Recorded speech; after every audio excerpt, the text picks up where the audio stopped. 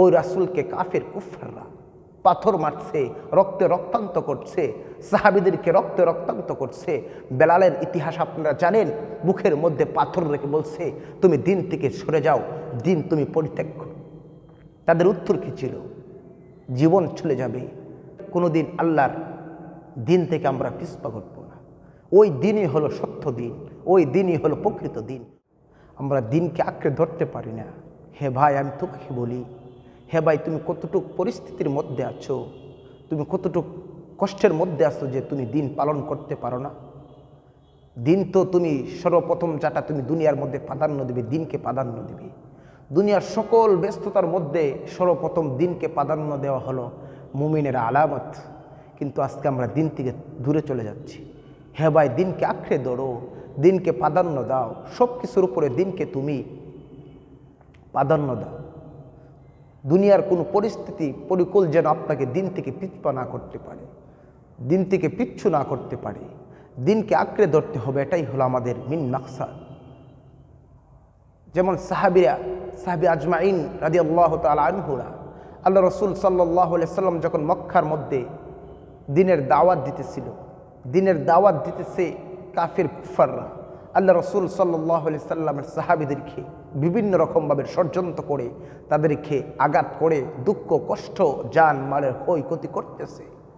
একদিন খাব্বাব রাদিয়াল্লাহু, হাদিসের মধ্যে স্পষ্ট আসছে যে আল্লাহ রসুল সাল্লাল্লাহু আলাইহি সাল্লামকে খাব্বাব রাদিয়াল্লাহু তাআলা আনহু বলে, ইয়া রাসূলুল্লাহ, ইয়া হাবিবাল্লাহ, আর কত ধৈর্য ধারণ করব, আর কত কষ্ট সহ্য করব, আপনি হুকুম করেন তাদের বিরুদ্ধে আমরা ঝাঁপিয়ে পড়ি। আল্লাহ রসুল সাল্লাল্লাহু আলাইহি সাল্লাম উত্তর দিলেন, এ খাব্বাব, শুনো, তুমি কতটুকু কষ্টের মধ্যে আছো, তুমি কেমন কষ্টের মধ্যে আছো যে তুমি কষ্ট পাইতেছো, দিন পালন করতে পারতেছো না।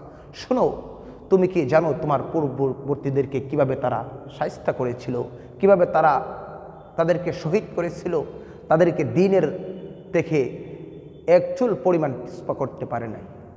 বলছিল তোমাদের পূর্ববর্তী যারা আসছিল তাদেরকে, যারা দিনের ওপর অটল অবিচল থাকতো, দিনের দাওয়াত মানুষের কাছে পৌঁছে দিত, দিনের কথা যে বলতো তাকে কেমন কষ্ট দিত।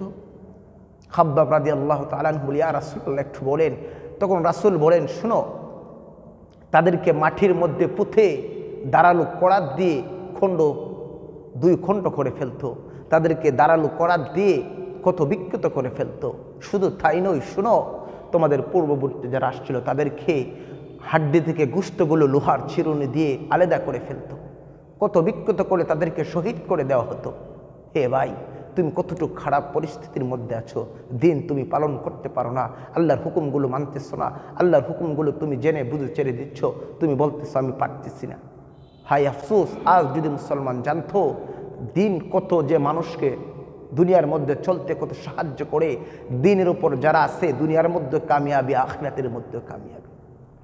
আল্লাহ রসুলের জামানার মধ্যে সাহাবীদের দিকে তাকান, আল্লাহ রসুলের জামানার দিকে তাকান, রসুলের দিকে তাকান।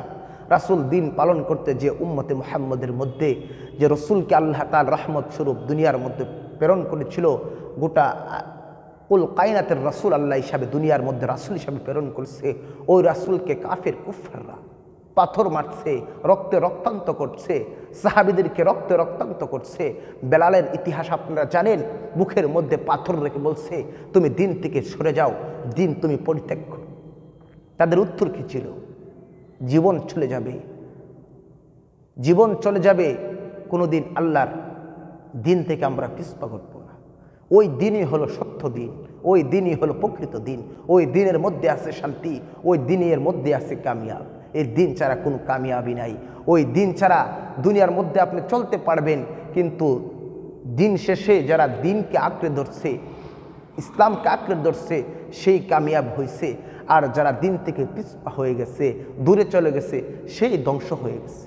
যত বড়ই কিছু দেখতেছেন, কিছু সাময়িকের জন্য সুখ থাকবে, সাময়িকের জন্য শান্তি পাবে, কিন্তু সেই পরিস্থিতির মধ্যে, দুনিয়ার পরিস্থিতির মধ্যে কিছু শান্তি থাকবে, কিন্তু মৃত্যুর পরে পরে আযাব শুরু হয়ে যাবে। এই জন্য প্রিয় ভাই, বাবা, তোমাকে বলি, তুমি কতটুকু খারাপ পরিস্থিতির মধ্যে আসছো যে তুমি দিন পালন করতে পারছো? তুমি মানুষকে দিনের দাওয়াত দিচ্ছ না, তুমি মানুষের কাছে প্রকৃত দিন পৌঁছাইতেছ না। আল্লাহ রসুল তো বলছে বাল্লিগু আন্নি ওয়ালাউ আয়া, তুমি আমার কাছ থেকে যদি একটা বাক্য শুনে থাকো মানুষের কাছে তুমি পৌঁছে দাও। আপনি কতটুকু পৌঁছাতে পারছেন, আমি কতটুকু পৌঁছাতে পারছি? দিনেরকে আঁকড়ে ধরতে হবে, দিনকে আঁকড়ে ধরে দিন নিয়ে দুনিয়ায় বাঁচতে হবে, দিন নিয়ে মৃত্যুবরণ করতে হবে। দিনের মধ্যে আছে প্রকৃত সুখ, দিনের মধ্যে আছে প্রকৃত শান্তি, দুনিয়া ও আখিরাত উভয় জগতে কামিয়াবি আছে। আল্লাহ রসুলকে সাহাবীরা জিজ্ঞাসা করছে, ইয়া রাসূল আল্লাহ, ইয়া হাবিব আল্লাহ, আমরা যে এত কিছু করি, দিনের দাওয়াত দেই, আমাদের তো অনেক কষ্ট হচ্ছে যে কাফের কুফাররা আমাদের ধন সম্পদ নষ্ট করে দিচ্ছে, আমাদের জীবন কেড়ে নিচ্ছে। আল্লাহ রসুল উত্তর দিয়েছিল, শোনো, যে যুগে যারা দিনের দাওয়াত দিয়েছে, যে যুগে যারা দিনের কথা বলেছে, সত্য ধর্ম ইসলামের কথা বলেছে, তাকে তারা শহীদ করেছে। আর শোনো, আল্লাহ তাআলার আয়াত রসুল শোনাইয়ে দিয়েছেন, ওয়ালানাবলুওয়ান্নাকুম বিশাইইম মিনাল খাউফি ওয়াল জু'i ওয়া নাকসিম মিনাল আমওয়ালি ওয়াল আনফুসি ওয়াস সামারাত ওয়া বাশশিরিস সাবিরিন।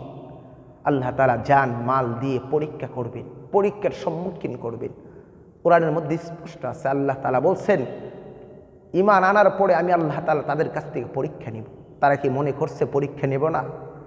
যারা প্রকৃত দিন বুকে ধারণ করছে সবার কাছ থেকে আল্লাহ পরীক্ষা নেবেন, পরীক্ষার পরে আল্লাহ তাআলা ফল দিবেন। এই জন্যে ভাই, কতটুক খারাপ পরিস্থিতি আসো, কতটুক কষ্টের মধ্যে আসো, সবগুলো ভুলে গিয়ে আল্লাহর দিনকে আঁকড়ে ধরো। এই দিনকে আঁকড়ে যে ধরবে সেই কামিয়াব হবে।